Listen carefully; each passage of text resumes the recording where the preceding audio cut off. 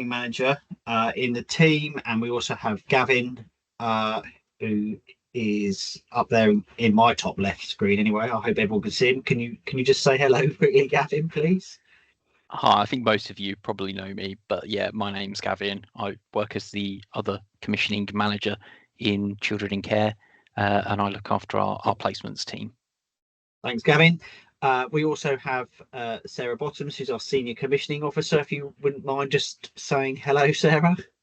Yeah, hi, I'm a senior commissioning officer for Children in Care, mainly working with our supported accommodation providers.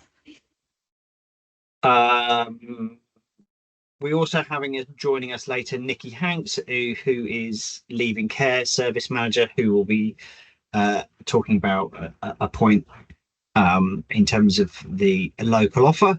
But the primary purpose of today is for us to share with you where we are in our processes and the things that we're going to be commissioning out, but also gaining some feedback from yourselves. So be a bit of a question and answer session later on in the afternoon. But firstly, I'll just move my slides on. Mustn't forget to do that. There we are. So that's the agenda for today. So some of you will be aware that here in Cambridgeshire County Council, we have started using Care Cubed, which is a tool to kind of look at costs of placements and so on and so forth. I'm describing it in a very basic form. However, we are lucky enough to have Ashley Searle here with us today. And she is going to give you a really good overview of Care Cubed, how it works, and perhaps some of the reasons why we're using it in local authority in Cambridgeshire, but also why we're not using it in isolation. A number of our neighbouring local authorities across the region are also using Care Cubed as well. So, but Ashley's going to give you a really good kind of description and oversight of Care Cubed. So I'm going to stop sharing and Ashley is going to take over the slides. Thank you, Ashley. Thank you. I'll just share my screen.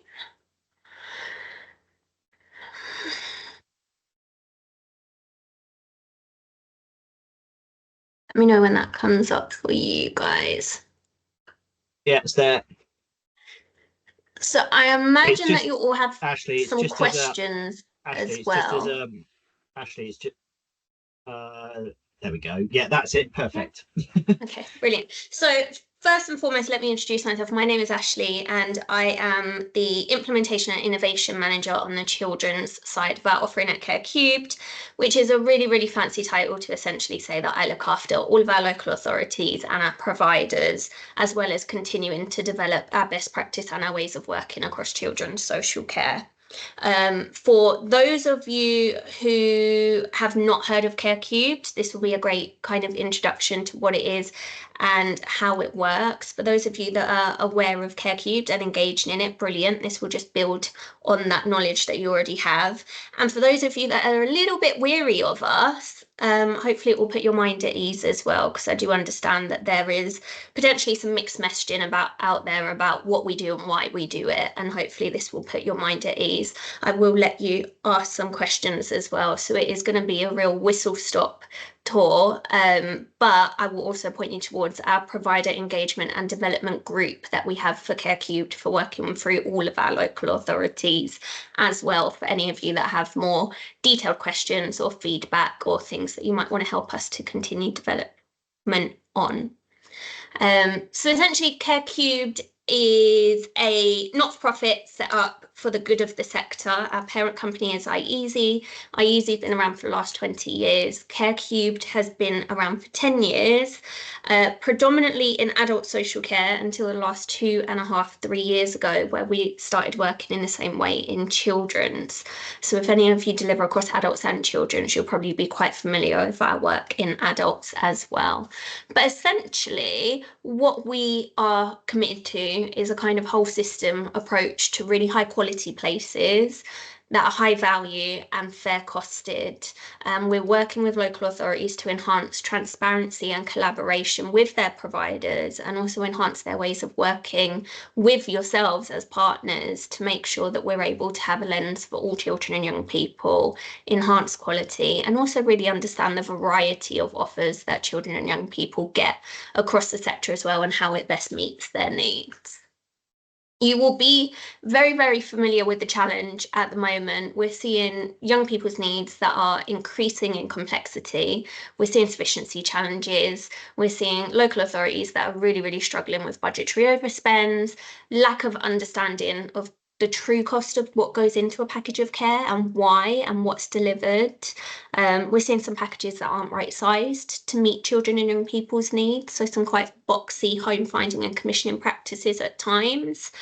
Some disconnects between social work home finding and quality assurance, and some silo working and varying approaches, which means it can be really, really difficult for people to know what to expect from the partners that they work with and from the local authorities that they're working with. Reviews that aren't already always undertaken regularly to kind of continue best matching to children and young people's needs and see what continues to deliver for them in the best way.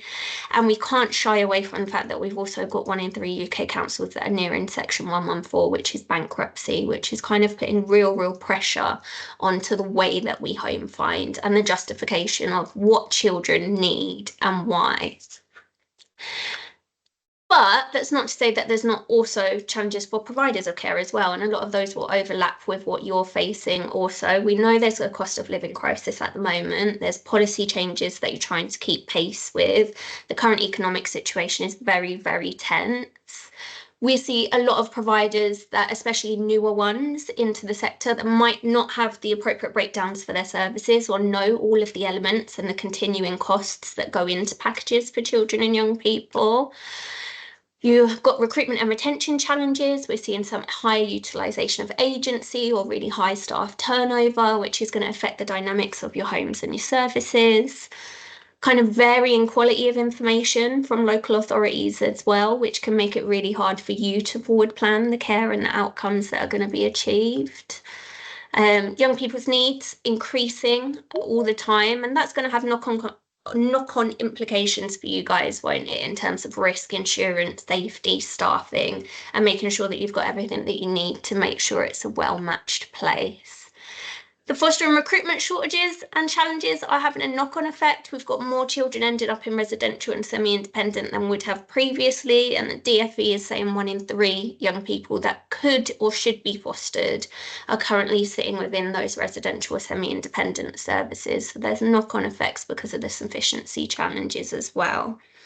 There's a lot of one-size-fits-all media portrayals, and that's going to affect your recruitment, your retention, your staff well-being and happiness, and a high level of requests for children and young people to be placed at pace, which is going to affect planning and matching. So it isn't to say, and I don't want you guys to think that Care Cubed and the work we do is looking at a one-sided solution that just benefits local authorities. It really is about acknowledging the risks, the challenges, and the pressures that you all have going on as well, and trying to find that happy middle ground that works for everyone in between. So the way that Care Cubed works is that it's an online tool, and it enables our local authorities to have a really transparent exploration of care quality and costs. Currently for residential and semi-independent care in the children's side. This year it will also be going into non-maintained independent school settings. And we've also got some work happening around brokerage as well, and how we might be able to optimise practice there. It gives a really clear benchmark of the cost of care, and that's done using loads and loads of data sources and partners, true to the actual location of the home or service. And those are updated every 6 months, but we also do horizon scanning, sense checking, i.e. October last year. In September when we did the update, data was telling us that energy costs had gone down. Horizon scanning and common sense told us that in October they were going to go right back up again. So we also want to make sure that it's fairly reflecting what you're experiencing on the ground as well. So through that data pulling through and the way that the tool is used, a commissioner or a home finder or a brokerage or wherever it sits in a local authority will go into that tool and they will define the needs of the child or young person in the tool, and then they will work through the home, what's on offer, and any additionality that that individual child or young person receives, and enables them to get a initial benchmark of what that should look like in terms of care, quality, and cost for that child. Now, that doesn't mean that that's the point where local authorities say the data says X and therefore we are paying you exactly the benchmark. There's then a conversation with providers, and that's why you requested some detailed information around why are you different? What do you have going on? What are the nuances of your offer? What do you offer that might be slightly different? Do you invest in staff in a better way? Do you have better rates of pay? Do you have better retention policies? What is it that you have going on in your individual service? And where might there be a variance from that cost?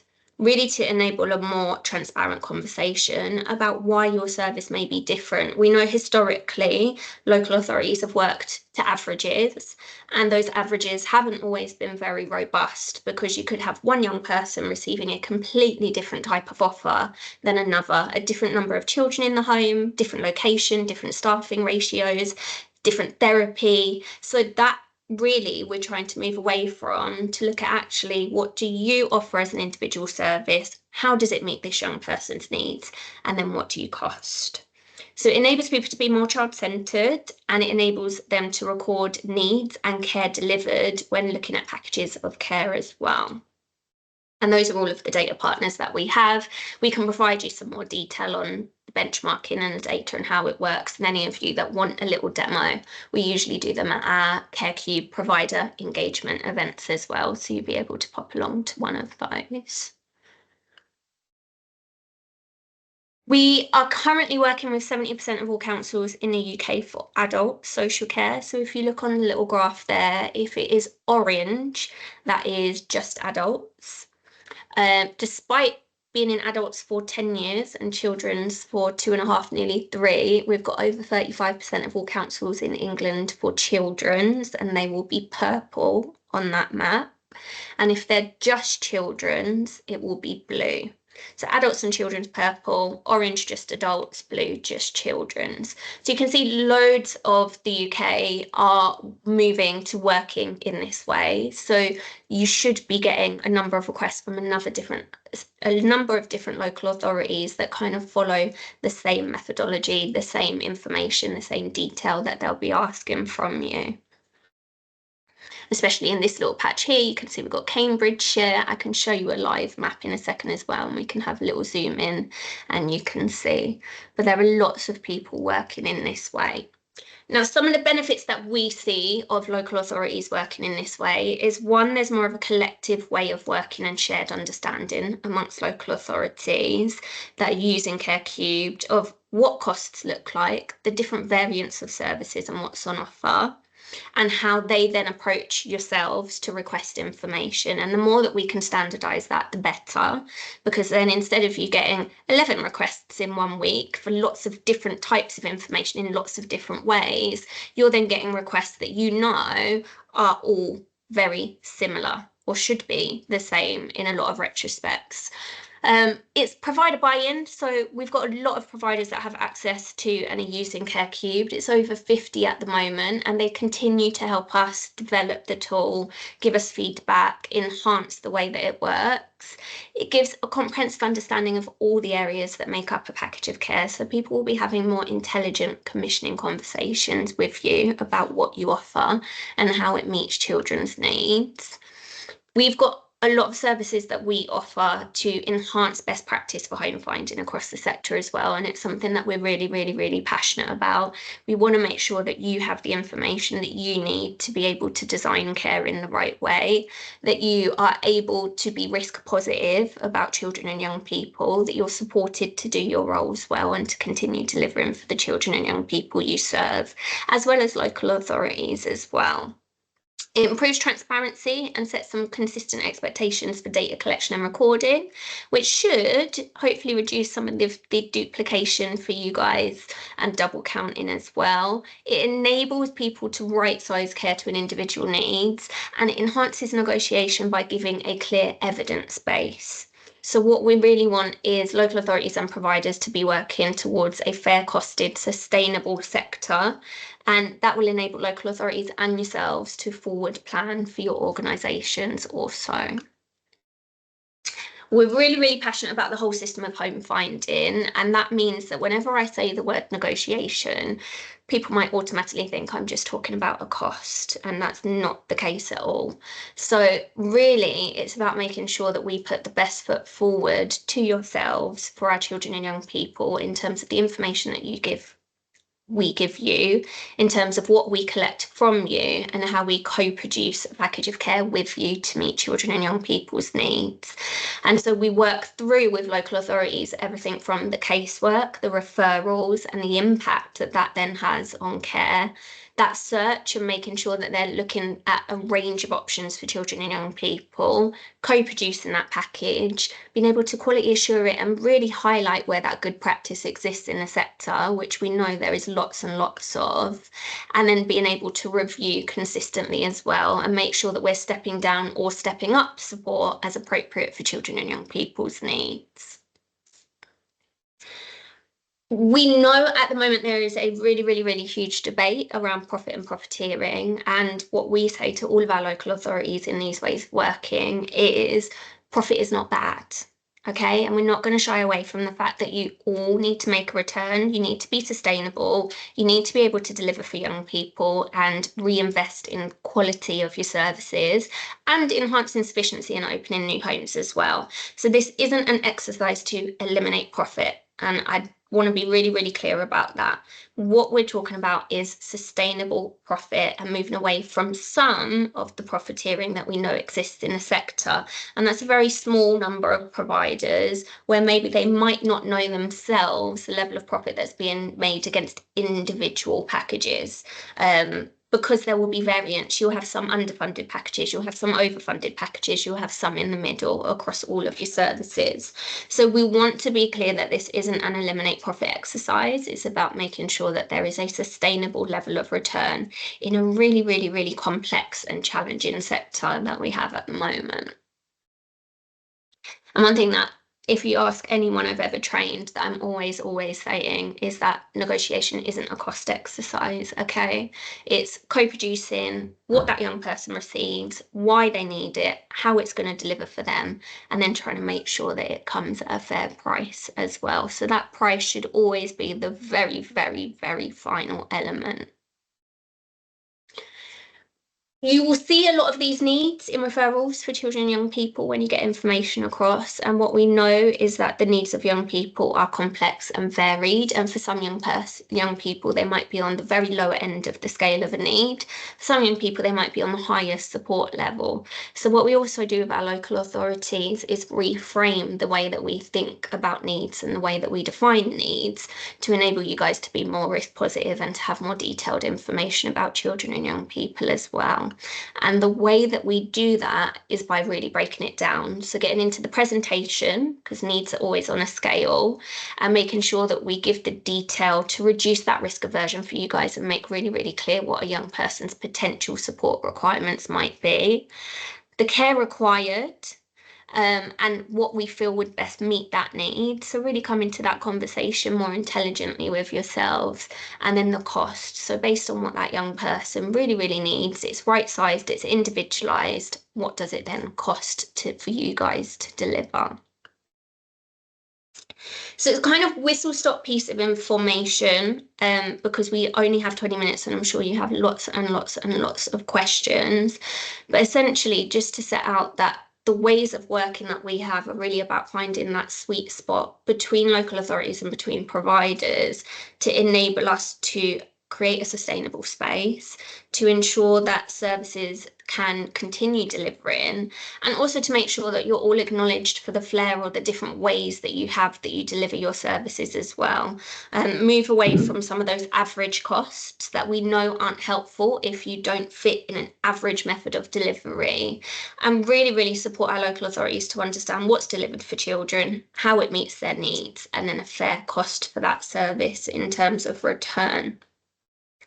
And some of the ways that we might do that as well is if we see benchmarking information where your costs might be a little bit out, what we would look at is where are your opportunities to drive economies in that. Are there things that we could do as a local authority? Are there ways that we could support you? Is there information that we can point you to? And we've had some really, really positive feedback from providers as well about being able to find those opportunities to bring some of those shared economies together and find that sweet spot in between. So what it will mean for you over the next few months is that there is a change to the way that information will be collected, and that's going to enable you to demonstrate what your service has and the individuality of it for the commissioners and the home finders to really be able to see your service as an individual. And some of that, I'll just get the templates, you may have had over the last couple of weeks, one of these templates. There's two that we think of. One is the what do you offer, and the other one is what do you cost. So it's really your opportunity to showcase to the local authority what you deliver and why you deliver it, and really set you apart in terms of the discussion around that package of care. So it's information about the child or young person. It's just the standard, their age, their identifier. You'll be used to that. Information about the home or service. This is a residential one we've got on the screen. It will obviously be different for semi-independent. A look at your staffing and your core kind of minimum background staffing level, and then any additionality that you have on top. Your property, because we know that that will really, really impact the amount that you have to charge an authority based on the size, the location, things like that, whether you rent, whether you mortgage. And then any additionality, so additional one-to-one, two-to-one support or therapeutic input. So that's really your opportunity. We think of this one as the what you offer. And then there is a what you cost template, which is your weekly fee breakdown, which we have had really positive feedback on is a really robust way for you to demonstrate your costings and everything that goes into your packages of care. So it looks at pay rates for different levels of staffing that you have in your service, your on costs, your young people's allowances, your non-staff costs, because there are a lot. And you can see some of the examples there: food, transport, social activities, utilities, phone and broadband, Reg 44, cleaning, insurance, building maintenance, head office and admin, and then any additionality and any property costs as well. And then there's an opportunity for you to put forward if you feel any areas on the template are not representative of your service or are missing. Now, what that's going to enable your commissioners to do is understand why and all of the elements that go into your package, which has kind of not happened in a detailed way before. So really to demonstrate your offering and your costing. If we see a really, really big level of variance, there will be an opportunity for commissioners or home finders or brokerage to ask for some additional information from you. So it's not about saying if you have a variance to cost, we won't pay that. It's about actually if you do have a variance and it is a big variance, if you can show us something, we will absolutely reflect that in the tool for you. So it's really trying to have that collaborative relationship and that opportunity for you to showcase your offers. I'm going to stop sharing my screen. I was going to say, thank you, Ashley. And the reason we wanted Ashley to talk to you today is to explain the points that she so eloquently put there. But I think it's important for you to know as well that one of the things that CareCube does is it takes into account regional pay rates, housing rates, costs of services, and one of the things that we as a local authority have not been able to do before and have an understanding before of is those regional variances. and they're really important for us to understand. So in today's world, where our budgets in terms of the local authority are being tightly squeezed, where we are having to justify spend, we ask that. I think somebody's put in, will homes have to use Care Cube set fees, or will it be optional? We would advocate that you do fill the form out when it's sent out for you, because it enables us to have a conversation about your fees, where those costs are for you, but also advocate that if somebody's sending us back a fee for a particular placement in a particular area, we can go, actually, no, we have run it through Care Cubed, and this is the right cost. And because it does take into account the regional variances of pay, and the individuality of the offer as well. Yeah, and that's really important for us to be able to justify the prices that we are purchasing services for, and have an evidential base for that. Whereas if a provider just puts down X figure for a placement, but there's no breakdown, there's no rationale behind that, it makes it very difficult for Gavin and his team when they're going to get authorization for payments, and they say, well, why is it this cost? Well, they won't give a rationale. So you are more likely to be able to look after our children at a fee that works for you if you engage in the process with us, and we can have that two-way conversation. Because sadly, we have seen incidences as a local authority where people, providers, have put in, for example, hourly rate £45 an hour for a support staff member. Now, if you're going to pay me £45 an hour to go and be a support member, I'm going to go and take that £90,000 a year salary, because that's what it equates to roughly. If you're being paid £45 an hour, your yearly earnings are 90,000. Now, I don't know of any support worker that earns £90,000 a year, so it's really hard for us to justify those figures. Whereas if we engage with this tool with us and work with us, we can justify those costs and say, yeah, this is a reasonable cost. This is right. So that's why in increased scrutiny, yeah, absolutely, Jonathan. That was just an extreme example I'm giving there, but yeah, it helps us. It helps us go through that process and work with you. And there are regional variances, and also we don't know. Every organisation, as Ashley said, is structured differently. So we don't know if you have a children's home, if you own that children's home, or if you rent that home, or if you have got equity to run that home, and you have to pay not only rent but profit on that, or whatever it may be. So it allows us to understand your figures and your costs, so that we can work together with you and make the placements that when it's right to do so, and that are right for the children.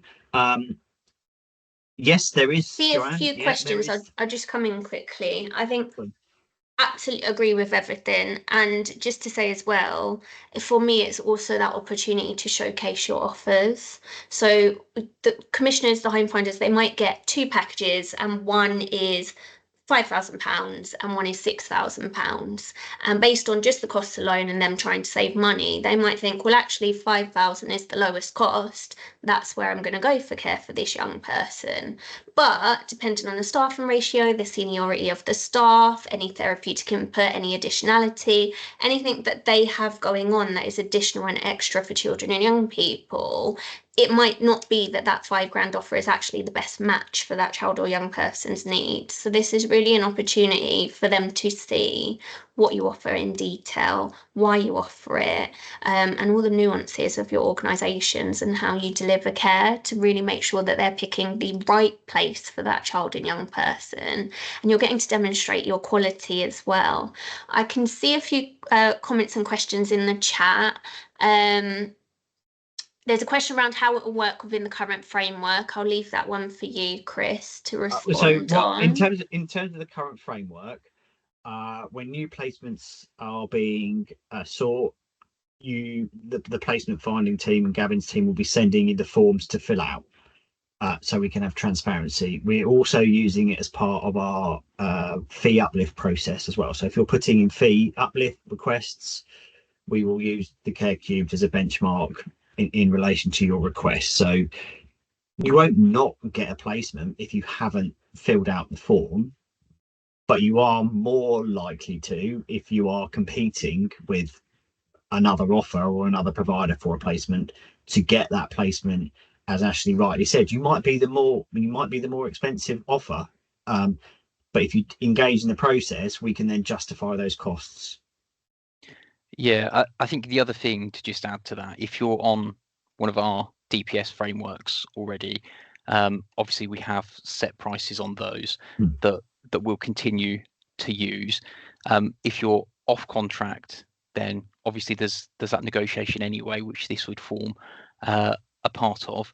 And as Chris says, for those who are on the framework, when it comes to applying for an uplift, this enables us to really evidence what's needed, why it's needed, and when Chris and I are speaking to the people who hold the budget, we can give them a really strong rationale as to why the figure that we're kind of suggesting is being suggested.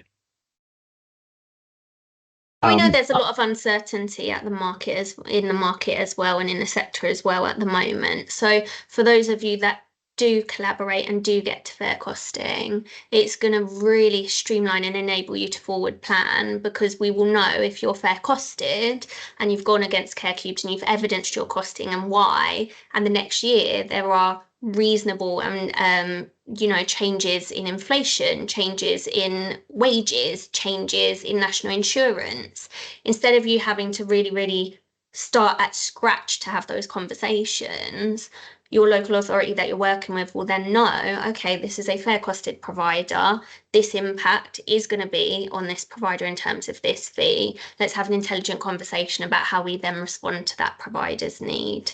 So there is kind of an incentive there as well, because it gives you guys more predictability for the way that your commissioners will then work for you. We know there have been some frameworks that have been out there where fees have been set for 3, 4, 5 years across the country, and that doesn't respond to the changes that we know happen in year for organisations in terms of the changes in the economic situation, in wages, in national insurance, and all of those variances.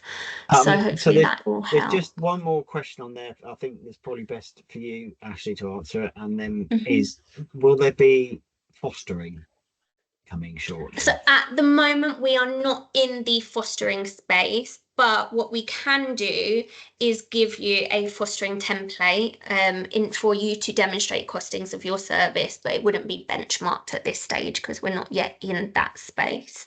But if you do want those forms and those templates to help you demonstrate your offer and the variances in it, then absolutely we can support you with that. I see one bit of feedback from Cassie here that says she's already had a form and completed regarding this. It doesn't allow us to showcase what we offer.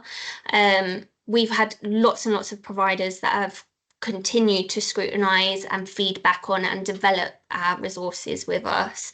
There is a box at the bottom that enables you to say if you don't believe that something was covered in the boxes that are available and there. So I would definitely suggest that you do that, because what we do is we get our local authorities to send those back to us so that we can look at any common areas that come up and make sure that we cover those. So I'll pop an email, Cassie, into the chat before I pop away, but whatever that area is that you feel isn't covered, one, definitely pop it on your form, and two, let us know, because this is about continued development. It isn't about trying to say that this is the only format available. We're quite reassured at the moment it is very, very robust, because we sense check it with lots and lots and lots of providers. But like I say, there is an opportunity for you to highlight to us what you believe is missing and why, and we'll continue that development piece of work as well. The Awesome. on costs are done automatically. So Joanne, I see your question about on costs. In the weekly fee breakdown template, it asks about your full-time equivalents for holidays, sickness, paternity, maternity, suspension, all of those usual on cost areas, training and things like that. Now, CareCubed automatically has all of the rates built in behind it, so it adds those on automatically for you. So that will work out based on what you put forward of your on cost in terms of holidays and things like that. But tax, insurances, all of those elements are automatically added on and done in the tool. And that's the last question that I can see at this point, unless anyone has any others. No, that is absolutely brilliant, Ashley. Thank you so much. I'm going to restart sharing my PowerPoint now, and if anybody else has any other questions for Ashley, please do pop them into the chat, and we'll pass them on to Ashley. But thank you, Ashley, for your time today. It's greatly appreciated. And she's gone on mute and silent already. Okay. Oh, thank you. I'll pop out now, but I've popped the email for our main inbox in there for anyone that has any questions as well. Thank you so much, Ashley. Take care. Okay. So hopefully somewhere in the virtual room, Nikki Hanks, our service manager for Leaving Care, is here, and she's going to talk to you about our local offer. Nikki, can you appear on my screen somewhere? Hopefully. Hello?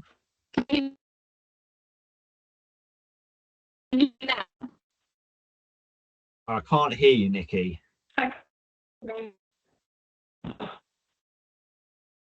Well, I can see you pop. Are you there?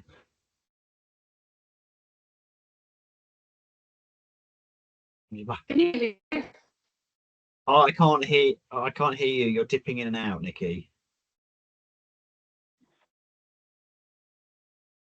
Can you hear me any better now?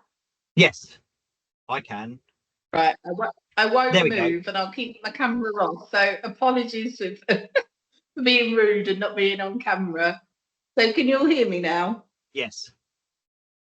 Fantastic. So my name's Nikki. I'm the service manager for Leaving Care.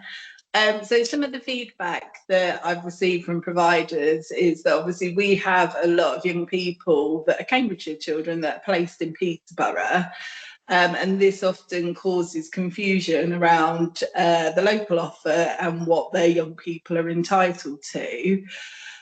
So in terms of our young people and our local offer, we had a new local offer that was updated and signed off in April 2024. So if you all have a copy of that local offer and financial guide, that's the guide that you should be going with for our Cambridgeshire young people. If you haven't got a copy of that guide, I invite you to ping an email over to Chris if you haven't got my email on the list, and I will send out a copy to all of you, because I think it would be really helpful in terms of managing young people's expectations, and also helpful for you guys in terms of supporting them, in terms of knowing their rights and entitlements as care leavers, especially when they're post 18 and they're moving on to their permanent accommodation. Has anyone got any kind of pressing questions about the Cambridgeshire local offer? Chris, I might need you to identify. Yeah, I can't see anybody's got their hand up just yet. But if anyone raises their hand for question, Nikki, I'll speak up. Fab. Okay. So the main kind of differences that I can differentiate, obviously, I don't know what Peterborough local offer is at the moment. I've come over from Peterborough, but since then, it's been updated and changed since. But the main question that we often get asked by providers is in terms of birthday and festival money. So I know that our birthday and festival money is significantly higher than Peterborough, and why we took the decision to do that, which is reviewed annually, is because that's in line with what a young person would receive in foster care, so that our young people that are in supported accommodation and those that are in foster care are getting those same rights and entitlements as each other. So that was a question that was posed to me from a Peterborough provider. Other things that we offer is things like driving lessons, the ID that you need for your driving lessons, all those bits and bobs that you would generally be applying for all of your young people. Those are available under our local offer. And I guess really in terms of my ask from Leaving Care, in terms of your kind of contribution to the local offer, would be that you work really closely with the social workers and the young people so that those young people understand what their local offer is as a Cambridgeshire young person. Now, often when we place our young people in Peterborough, Peterborough housing won't house them. So that can cause real issues. So really kind of preparing and providing support for that young person to think about where they might like to live and the kind of reality of that and their entitlements post 18 would be really helpful. For us and our young people move over to Leaving Care. Has anyone got any questions or anything about the local offer that they want to ask me in particular? I can't see any hands, Nikki. Done. Does everyone know? Oh yeah, I've got one hand. Yeah, I've got one hand, Nikki. Cassie. Hi, Cassie. Hiya, Nikki. Hi, Yeah, Cassie. so mine was from, I'd had a discussion with Rima regarding the celebration kind of funds, because obviously it is quite a significant amount. And we're experiencing young people quite demanding, wanting to kind of just expecting it really, and just being really demanding with it. So we came up with the idea if they receive £50 cash and £223 in voucher or an item, because obviously it is a gift. So really they should be getting gifts for this as opposed to cash. So just wondering if that's something that may be introduced. I'm really happy with that. Yeah, I think that's a really good idea, Cassie. I think in terms of their safety as well, it's helpful.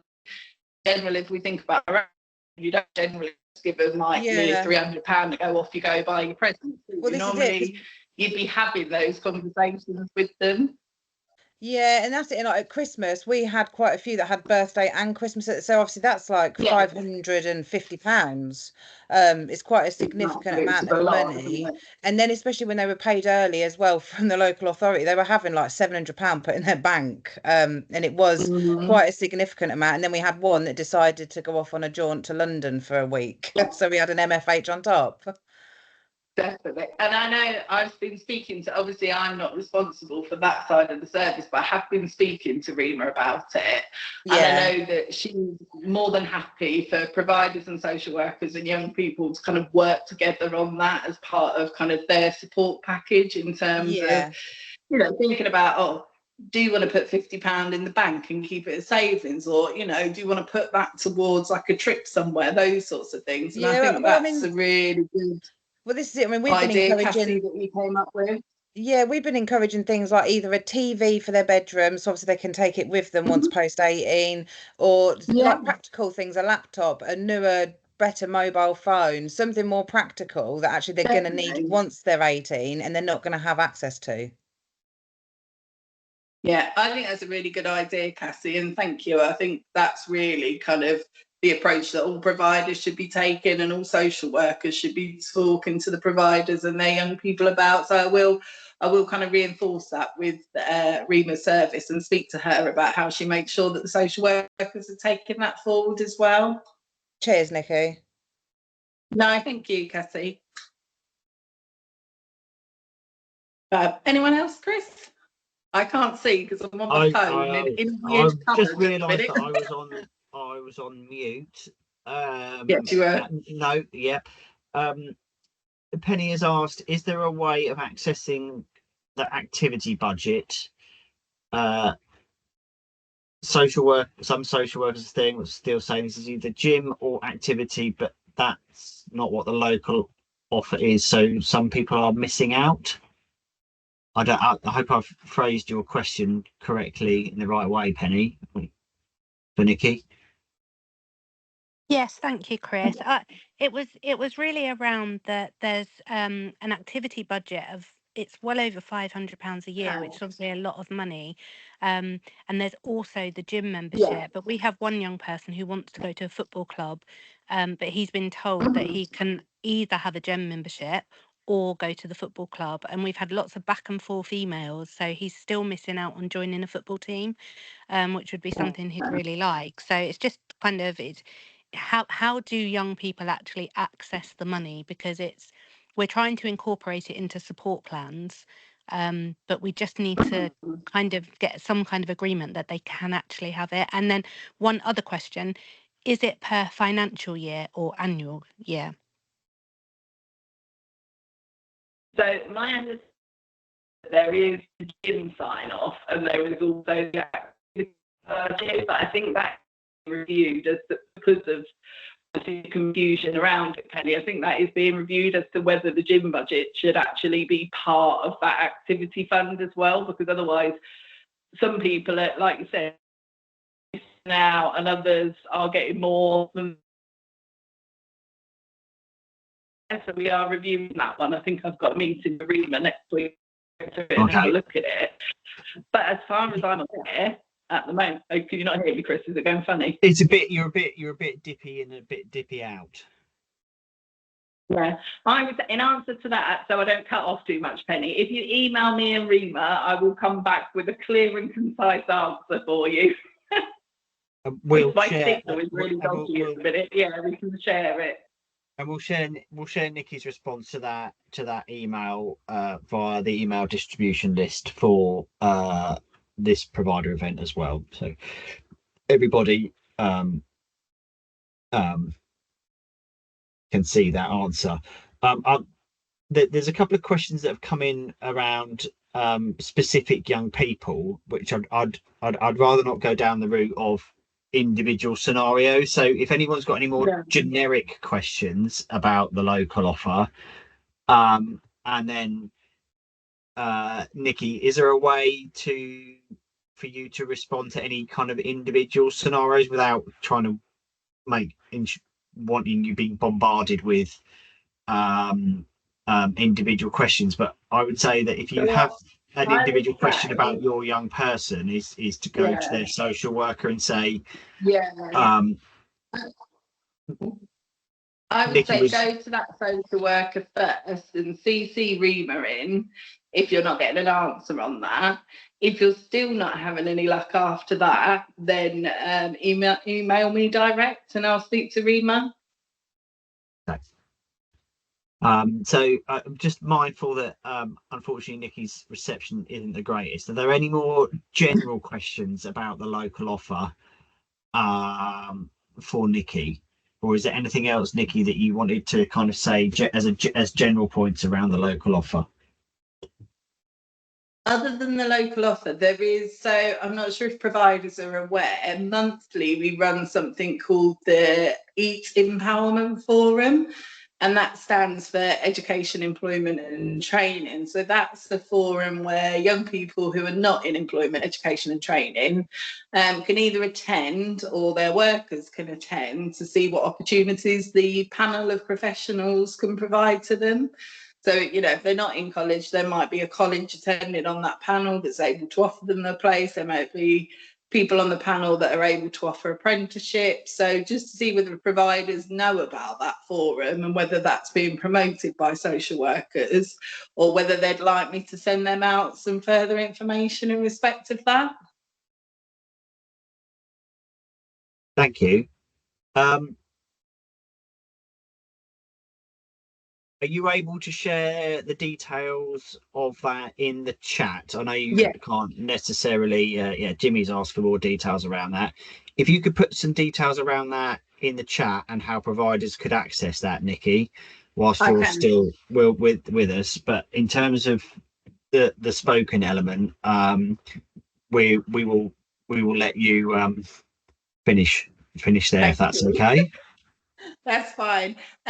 In terms of sending it now, because my signal is absolutely rubbish, it will probably be the morning. So will the provider still be able to access the chat in the morning? That's a really good question.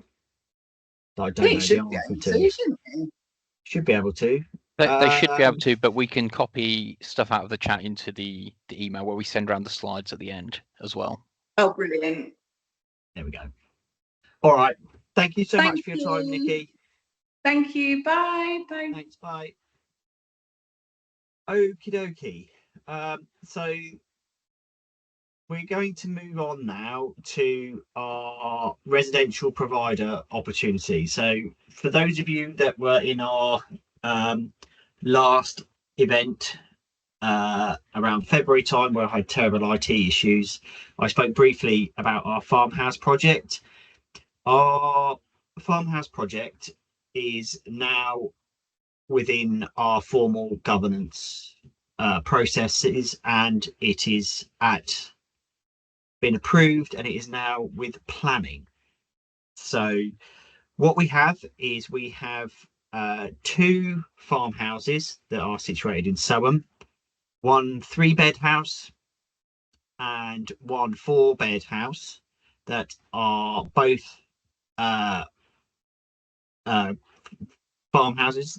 One is on a farm, but one is which was shown to you to a provider event about this time last year, and another is it says it's on a farm, but it's quite separate from a farm.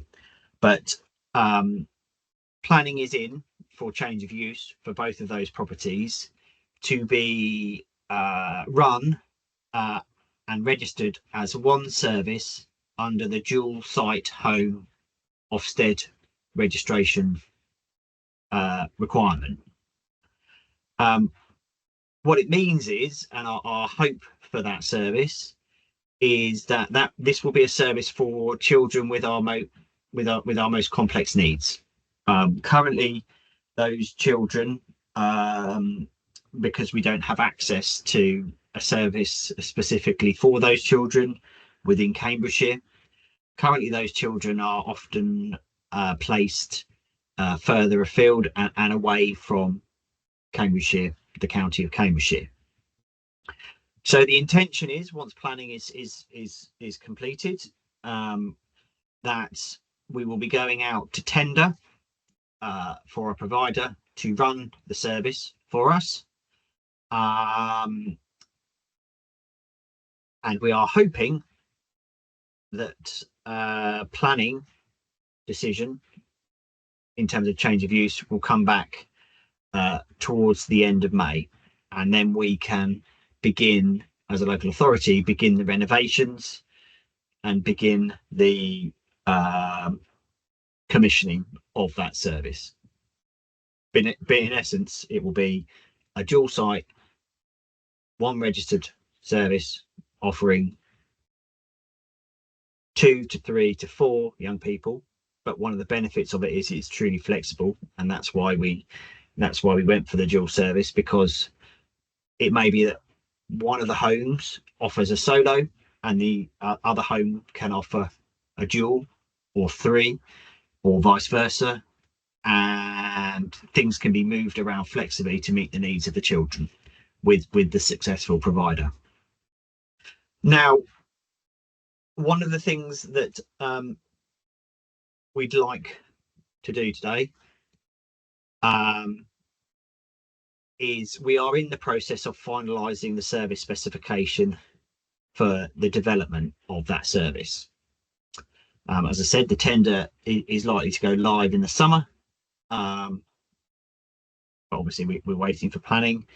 But I'm going to put in the chat now a Microsoft Forms questionnaire that I would be really grateful if you could complete it to the best of your ability now. And I'm going to give people 10 minutes to do that, because there are some really key questions in there that we would like to know the answers to, hopefully, and also possible questions that it may raise before we finalise the service specification. So in a moment, I'm going to pop it in there. The answers that you give, because I realise obviously we're in a public forum here, so the answers you will give will only come back to myself within and the children's commissioning team. They won't be shared with anyone else in this group, because obviously some of the answers you will give will hope will be kind of sensitive to your own organisations. So I just wanted to give you peace of mind that whatever you write will only be shared with us. I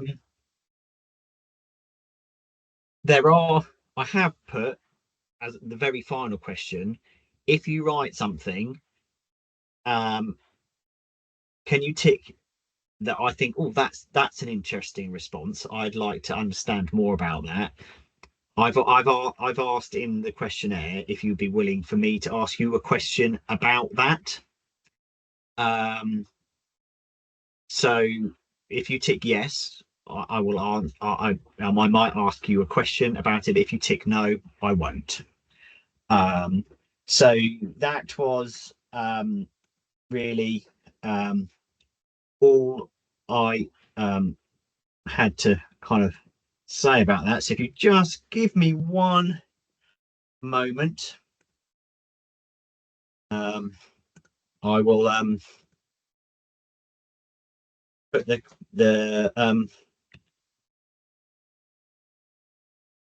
questionnaire in the chat for you to fill out, and we'll give you 10 minutes to fill out. If you're a fostering provider, you're more than, or a supported accommodation, you're more than welcome to fill it out, although it's probably not relevant to you. But you could use this opportunity for a comfort break, because we'll be coming back later on to talk about our supported accommodation opportunities there. So I'm going to just give me 2 seconds, and I'll put the there we go. Come on then, you. Responses, copy link.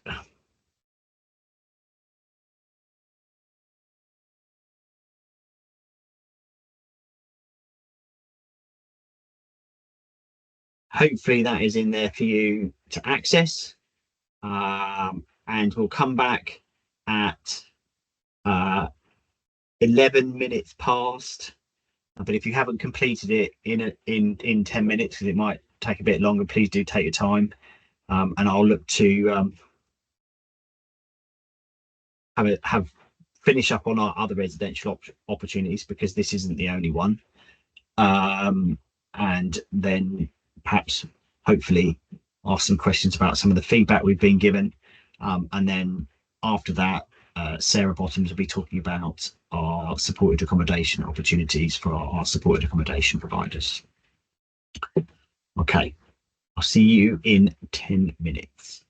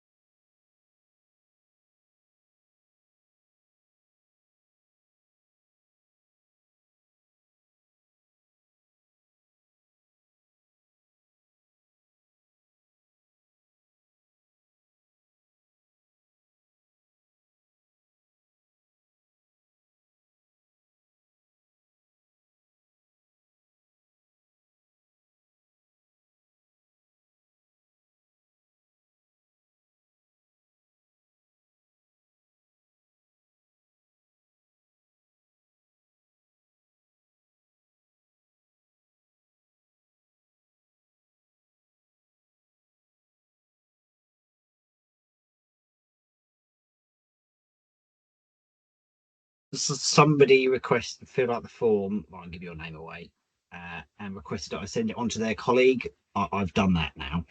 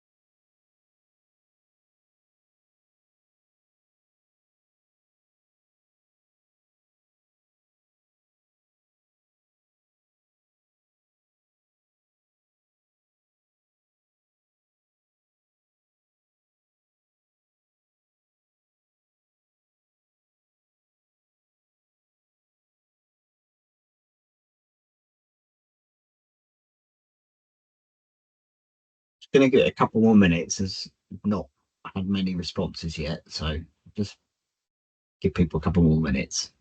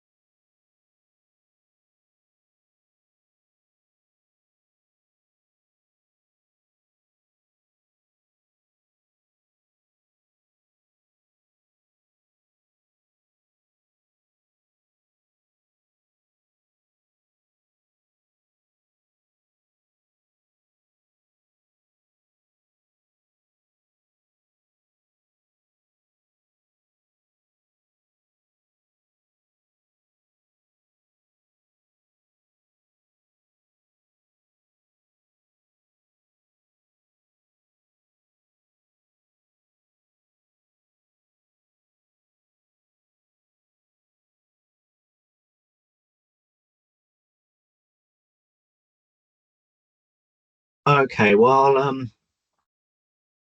some responses coming in now, which is great.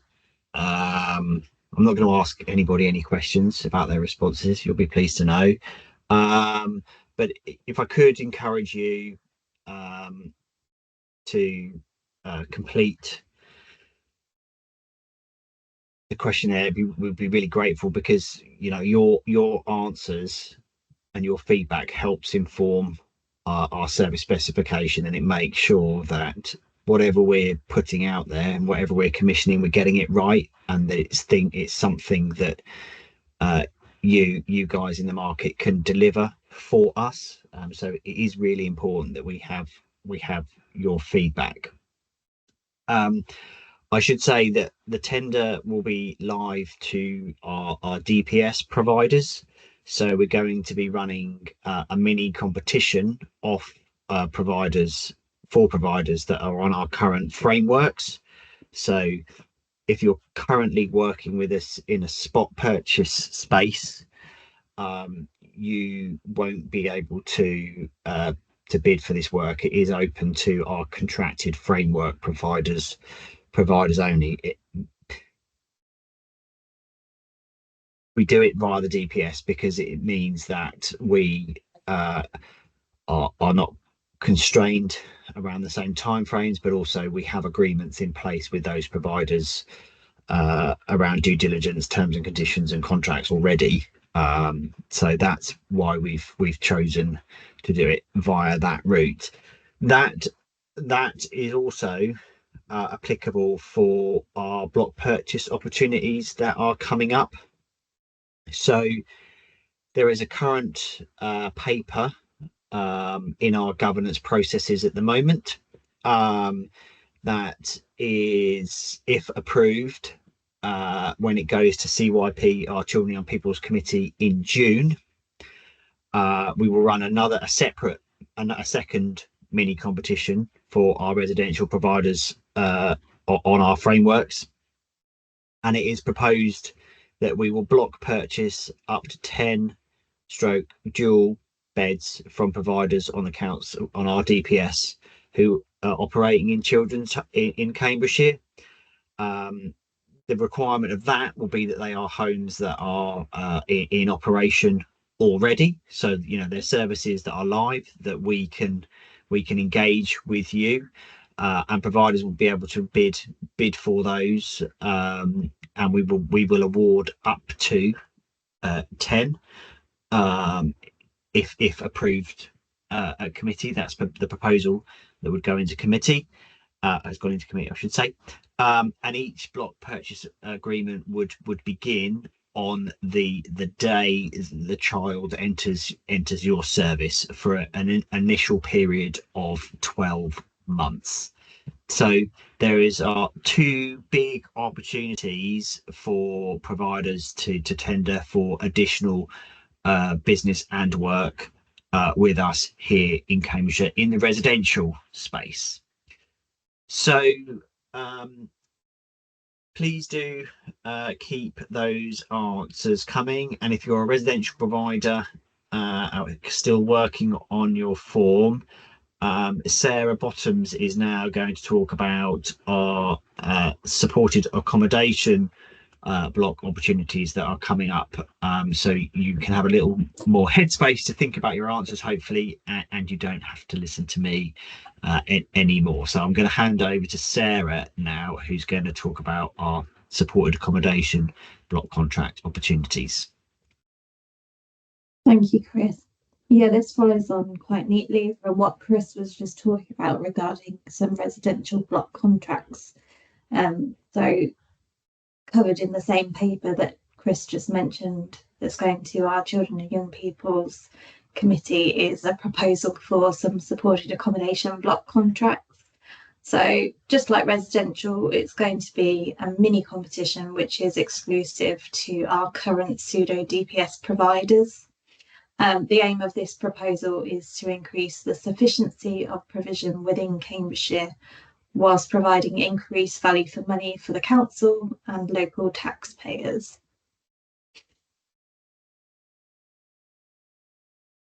So, as of March... you're doing the slides on your own. Well done. Sorry. Oh, I took control, Chris. I thought it might be easier. As of March 2025, we had 87 Cambridgeshire young people aged 16 and 17 accessing supported accommodation provision, and 27 of these young people were accessing provision in Cambridgeshire. So therefore that means there's 60 young people living out of county. They are mainly in our neighbouring authorities of Peterborough and Suffolk. So currently the council does not have any block purchase arrangements with supported accommodation. So this means that the council are competing for places within Cambridgeshire with other local authorities. So, proposal. With the use of our fair costing tool adopted by the council, Care Cubed, and we had Ashley discuss that earlier, it's being calculated that accommodation with low-level floating support hours can be achieved at £500 per week. So this is under that block purchase arrangement. It's proposed that the council will undertake a 12-month pilot to block purchase 15 supported accommodation beds at a ceiling price of £500 per week. And this price will include accommodation and up to 10 hours of support per week. So to bid, bidders can bid for a minimum of 3 block beds. We don't like calling them beds, but for the purpose of this proposal, it's the word we're using, or a maximum of all 15. So beds can all be in one property or split amongst multiple properties. The block contract or contracts may be awarded wholly to one bidder who will be awarded those 15 beds, or it might be divided amongst multiple bidders who will get a share of the 15. So if this is approved by the Children and Young People's Committee in June, the block contract opportunity will be advertised on Pro Contract from mid to late summer. Thank you. And I think that's it, Chris. Just a quick overview of that block purchase arrangement,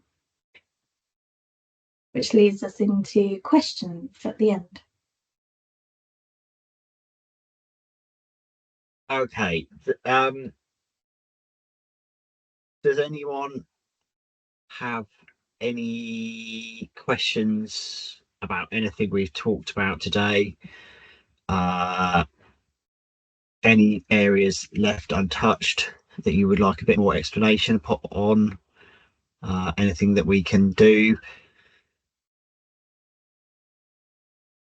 No.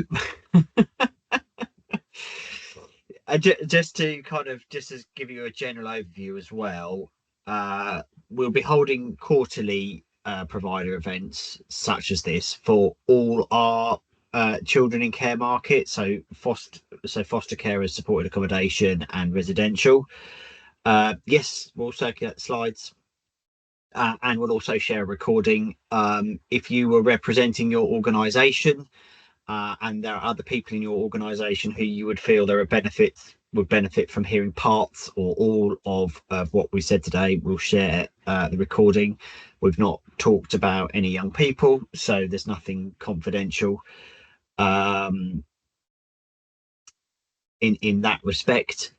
Just a question coming in, says, are you looking for providers within Cambridgeshire, Suffolk and Peterborough? Can you just expand on what you mean by that, so I give you the right answer?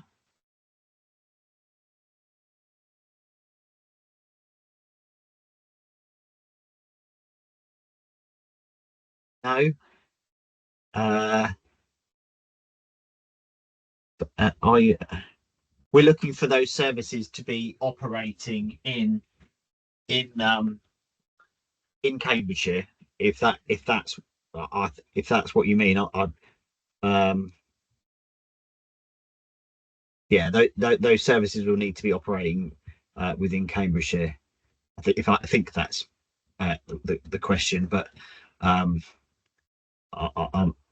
hope I've answered that okay. But yeah, so and thank you for those people who are continuing to complete their responses. I can see them coming in on my email now, so I really do appreciate that. So yeah, these will be held quarterly.